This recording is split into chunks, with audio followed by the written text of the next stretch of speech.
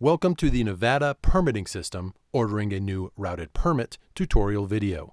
This video will guide you through the steps for ordering a new routed permit in the permit application. This and other tutorial videos can be found on the login page via the User Tutorial Videos link. NDOT requires a route to be associated with all 5 day trip permit applications. You will need to enter routing information on the route screen in the permit application. Then submit the permit to the permit office for review. The route must be reviewed and approved by NDOT before the 5-day trip permit can be issued. To order a new permit, click the Order New Permit link. The company screen will display with your company name. Click the Next button to proceed with the permit application. The contact screen will be displayed with all the contact information that will print on the permit being ordered. The primary delivery method indicates how you would like your permit delivered. Choose Web Download to get the permit directly from the dashboard, or choose Email to have the permit sent to your inbox. Company reference is an optional field on the permit application that enables users to associate a permit to a particular job, job number, or other internal tracking. This option is not required and has been provided as a service to companies. If information is entered in the company reference field, you will be able to search on that information for all permits associated to that reference. Click the Next button to proceed with the permit application. Select the permit type from the drop-down list. For this example, we will be ordering a 5-day single-trip permit. The permit description drop-down list will be displayed once a permit type has been selected. Select General Single Trip from the drop-down list. Once the permit description has been selected, pick a start date. You can click in the Start Date field and enter a date, or click the calendar icon. This will allow you to select the start date from a calendar. Based on the type of permit, the End Date field will be automatically populated. Click the Next button to proceed with the permit application. The Vehicle screen will be displayed.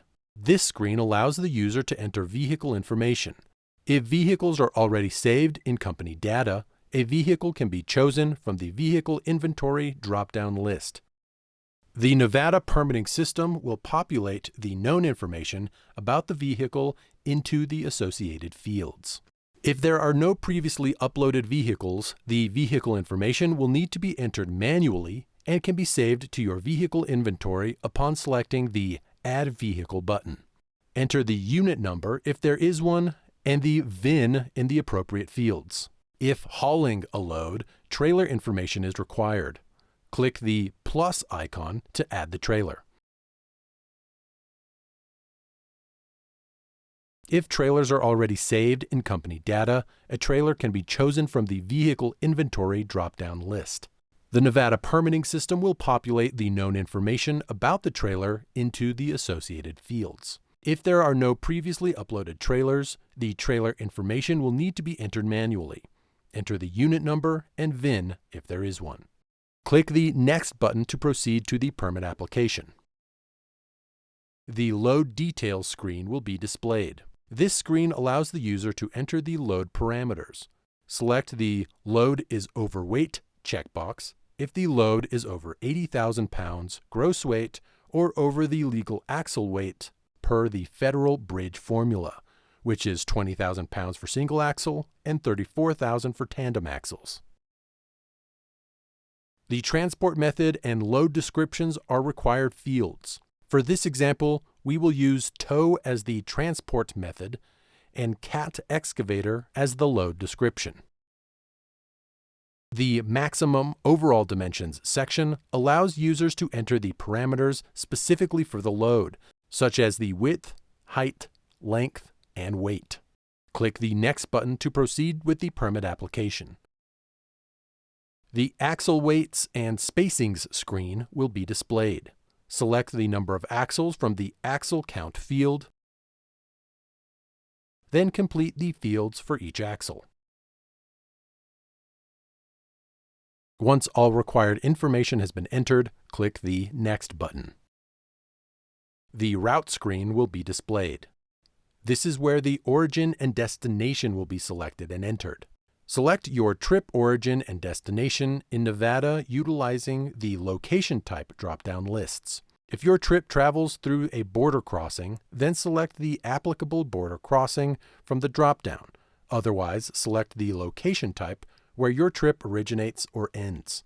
For example, if your origin is US 6 at the California-Nevada border and your destination is I-80 Business, West Wendover, Utah at the Utah-Nevada border, you would select location type border crossing US 6, Luning, California, from the origin dropdown and location type border crossing, and I-80 Business at West Wendover, Utah from the destination dropdown.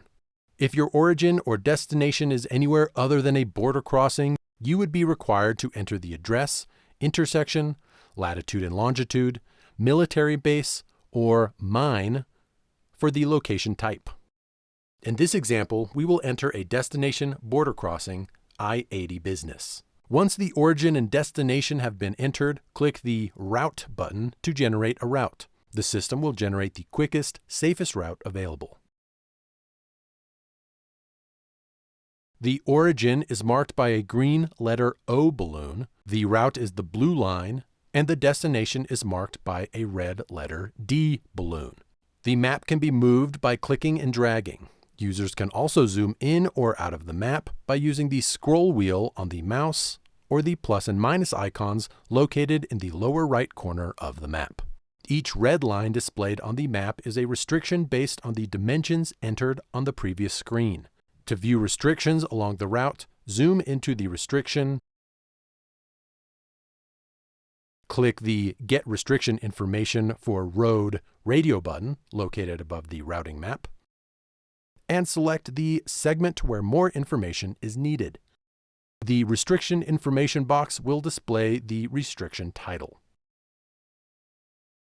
the load dimensions used during routing, any conditional overrides if applicable, a route description displaying miles, the turn-by-turn directions, and distance are all listed under the routing map.